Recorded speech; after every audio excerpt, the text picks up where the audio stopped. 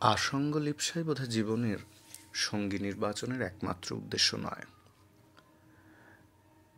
জীবনে এমন কত কী তো ঘটে যা একলা দেখলুম, একারই অভিজ্ঞতা হলো। তখন মনে হয় সহমর্মী কোনো মানুষের বা একই রকম ভাবনা সমচিন্তক যে মানুষ, তারা যদি একসঙ্গে এই অভিজ্ঞতাটা ঘটতো আমাদের, বা একান্ত কোনো মানুষের সঙ্গে যদি এই অভিজ্ঞতাটি আমার ঘটতো, সেই রকম এক অনুভূতি থেকেই কবি সুনীল গঙ্গোপাধ্যায়ের এক ঘুমের পর।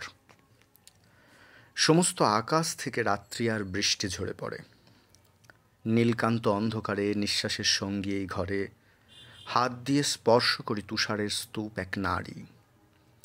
অকুল কুন্তল পাশ মেলে দিয়ে ক্লান্তির সাগরে তুমিও আকাশ বুঝি, অন্ধকার বর্ষণ সঞ্চারী।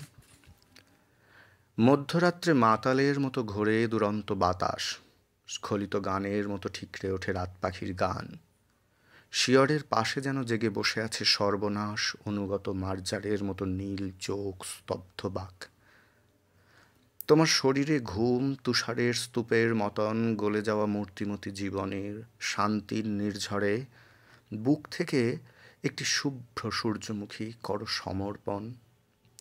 আমাকে বাঁচাও তুমি হত্যাকারী অন্ধকার ঘরে, সমস্ত আকাশ থেকে রাত্রি আর বৃষ্টি ঝরে পড়ে।